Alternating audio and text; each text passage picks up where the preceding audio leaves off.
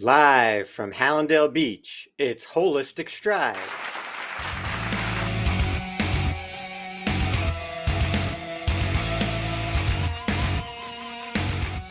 Hey now, everybody. Welcome to Holistic Strides, a Start With Your Feet production. We are coming to you live on tape from my office in sunny Hallandale Beach, Florida. My name is Dr. Richard J. Rimler, otherwise known as Doc Rick, and I am one of a few holistic podiatrists in the country. I am your host of Holistic Strides, a talk show devoted to taking small but powerful steps down a path to a more holistic lifestyle with an emphasis on foot health and the start with your feet approach to wellness. This includes unique advice on supportive shoes, orthotics, exercise via high intensity interval training, organic nutrition, vitamins and supplements, and stress management. So, why should you watch or listen to my show?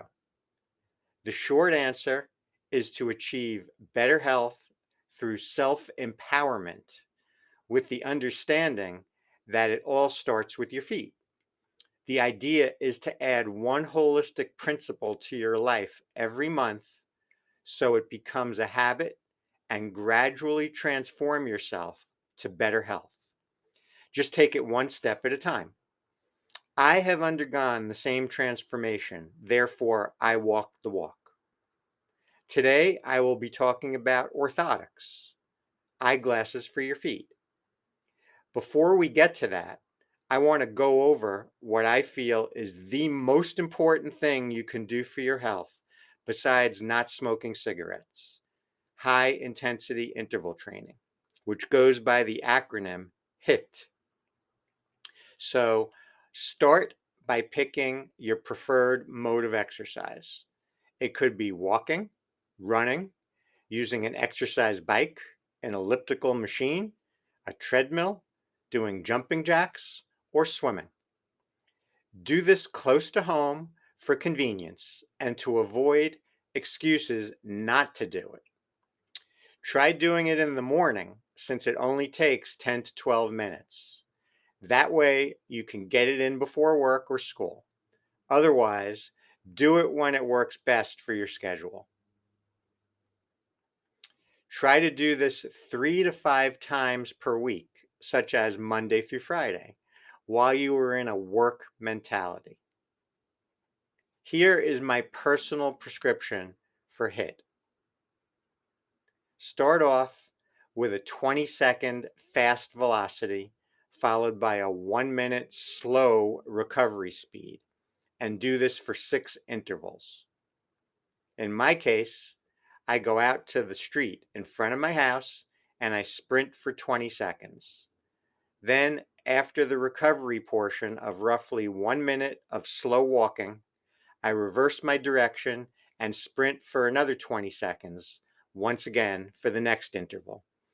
After doing 6 intervals at 20 seconds fast speed, I then switch to a 15-second fast velocity, followed by the same 1-minute slow recovery speed, and do this for the final 3 intervals. Guess what? You are now done and ready to shower. The take home point is that the final 3 intervals must be done at a faster speed to reap the benefits, which are substantial.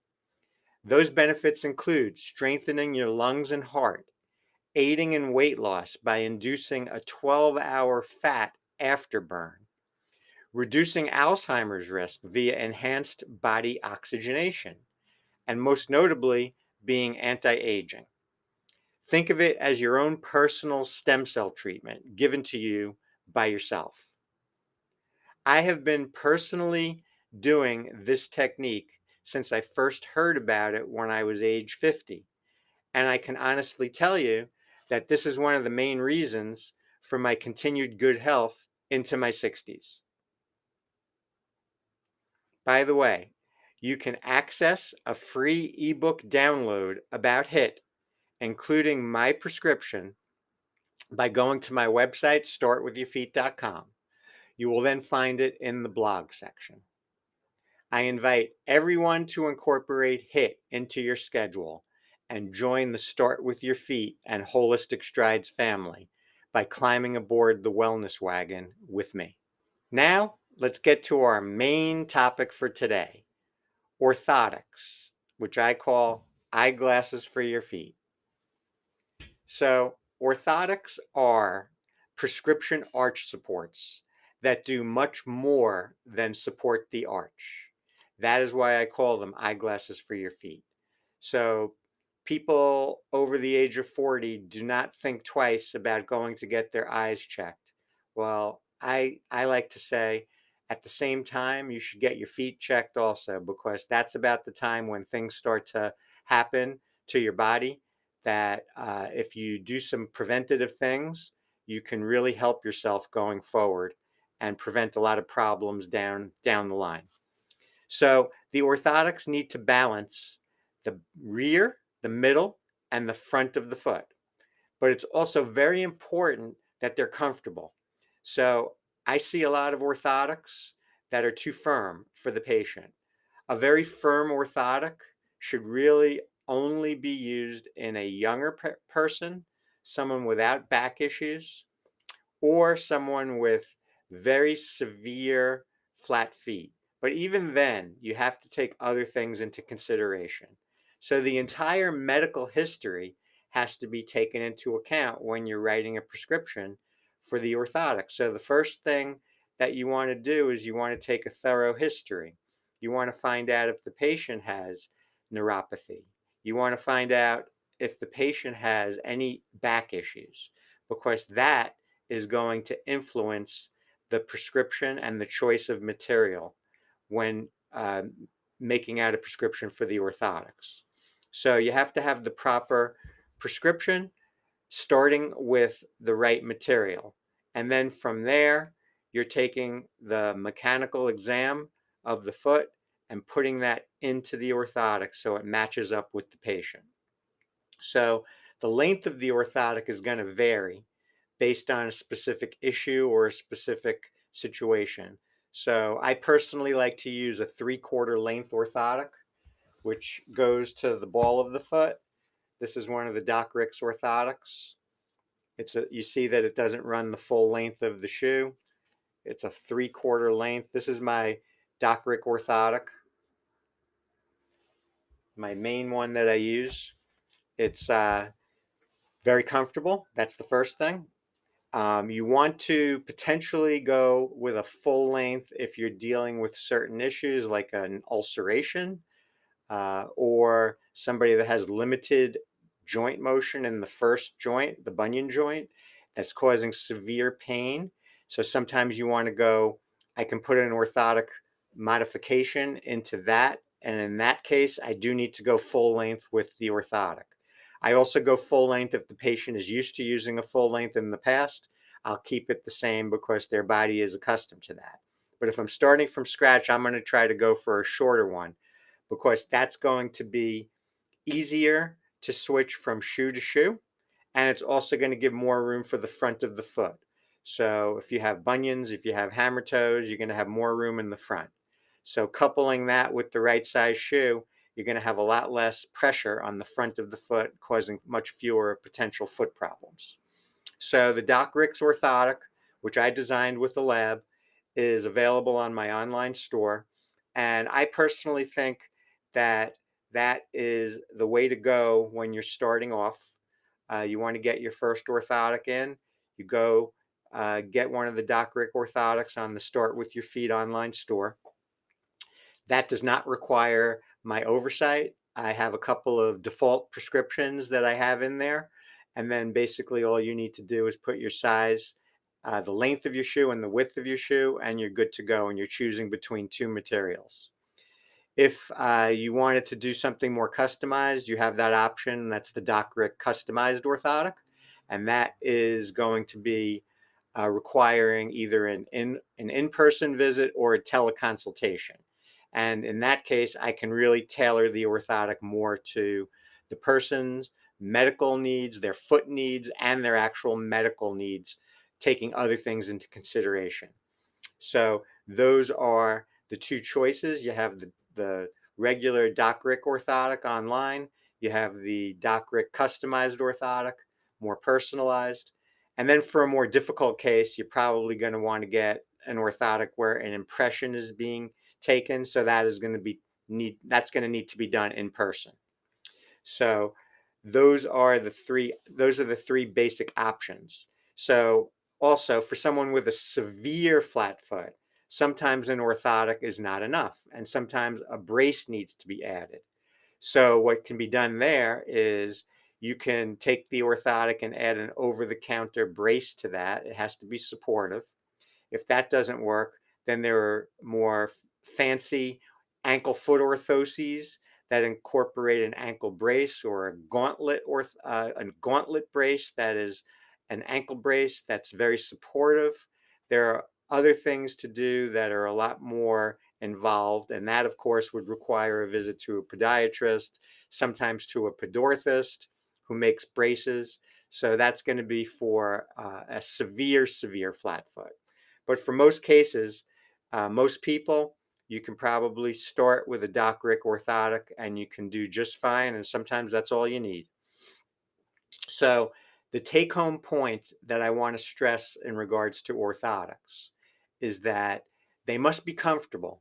So again, I find a lot of patients coming in and they're in their 70s and 80s and they're coming in with an orthotic that is very rigid with no give to it, no bend, and that is absolutely not appropriate for the foot, for the ability to tolerate it. A lot of patients of mine tell me that they can't wear them or they suffer through it and they wear it anyway, even though it hurts. And so the bottom line is that they're not supposed to hurt. Orthotics, you might be a little, there might be an adjustment period when you first start using them, but they're really not supposed to hurt. So if they do hurt, then you must go softer. The prescription might be fine, but if the material is too firm, then the patient's not going to wear it. So what good is that? So that's one thing. Another thing is a lot of patients will try to do the self-help and they'll go to the kiosk at the store and they'll do the footprint, which then prints out an orthotic based on the footprint. I have found that just looking at that footprint does not always tell the story. So sometimes the footprint will get it right, but not always. So the footprint will read it as a flat foot. And then when I'm doing my exam, I'm seeing something different, which I call a hard foot. To me, there are two categories of feet. There's a flat foot and a hard foot. So the flat foot people have heard of. The hard foot is one that I term one that is not absorbing shock well. It's not flattening, it's not absorbing shock, and it's something that needs more cushioning underneath it because it's not flattening and absorbing shock on its own. So the material needs to be softer. With orthotics, you want to use them as often as possible. So eyeglasses, you wear them all the time if you need them. Orthotics, the same way. So orthotics are important to wear as often as possible. Therefore, you want to get shoes that have a lace with a removable insole, preferably with a firm counter behind the heel. Then you're wearing them all the time. And by doing that, you're going to improve your function, not just of your feet, but your ankle, your knees, your hips, your back. Hopefully, it will aid things, it will prevent problems. And believe it or not, wearing orthotics will also slow the progression of bunions and hammer toes. It will prevent common problems such as heel spur and plantar fasciitis if it's designed properly with the right material. So I have been wearing my orthotics for over 30 years. I have a small bunion on one foot. Guess what? The orthotic has prevented my bunion from getting bigger in those 30 years. So the bunion is the same size now as it was then. I have a lot of patients that come to my office that have bunions and they think that they can only just get surgery. And I tell them absolutely not. You can deal with this in a conservative way with the right shoes, with orthotics. The one time that you do have to get surgery for a bunion is if you have such arthritis pain in the joint that it hurts even when you're not wearing shoes. And that's a condition called hallux limitus, where you have limited range of motion in the first joint of the foot, the bunion joint. And in that case, you can still attempt to use an orthotic, but that's the kind of patient and presentation that would be more likely to need surgery rather than being able to get by with conservative treatment. Someone with just a bunion that's on the side of the foot, you can potentially do very well just with orthotics and a wide shoe. If somebody is going to need a surgery for the bunion, I like to tell them, because there's a hereditary component, there is the potential for it to come back after the surgery. So you're going to want to have orthotics after the surgery anyway. But if you're going to have bunion surgery, I like to say do it in the sweet spot from age 50 to 75, roughly, where you're potentially going to be cleared medically to have an elective surgery. And then you start wearing the orthotics after the surgery, and then it's less likely to return. If you get the surgery too early and you don't get orthotics, there's a good chance that bunion's returning and it is going to require a second surgery down the line. So you want to try to, if you're going to have bunion surgery, you have to do it the right way with the right procedure, and you just try to have it one time. You also want to have this in place if you have a bad back. So a lot of people with bad backs, they're going to go to the orthopedist, they're going to go to the chiropractor, and they're going to try to go to the root source of the problem. But it's also a good thing to look to the feet, because that foundation is going to have an influence there. So in anybody that has any kind of back issue, I'm always going to go soft with the orthotic regardless of their foot type, because sometimes a lot of times with the lower back issues, the nerves are going to be affected. When the nerves are affected, then that can cause sensitivity issues to the feet. So a firmer orthotic will not be tolerated. So you have to go softer, and you have to make sure that they're comfortable. But by wearing the orthotics, you might find that you can really help the situation in the back as well. So don't discount a podiatry visit when you have a bad back, because that can play a big role in maintaining uh, your situation to not exacerbate pain from the back locally or causing nerve issues that go down to the legs and feet, which a lot of times emanate from the lower back. Remember that all of the nerves to the legs and feet come from the lower back. And most people have a problem with the lower back after the age of 40, whether it's soft tissue, whether it's muscular involvement, whether it's a disc problem like a herniated disc, or the end point is called spinal stenosis, which is arthritis on the inside of the spinal canal, which is a very difficult entity to treat. So getting back to the orthotics, you want to use them as often as you can for exercise, wearing them at work, wearing them for shopping, wearing them if you go traveling. So put them in and wear them as often as you can. Swap them in all the shoes that you have.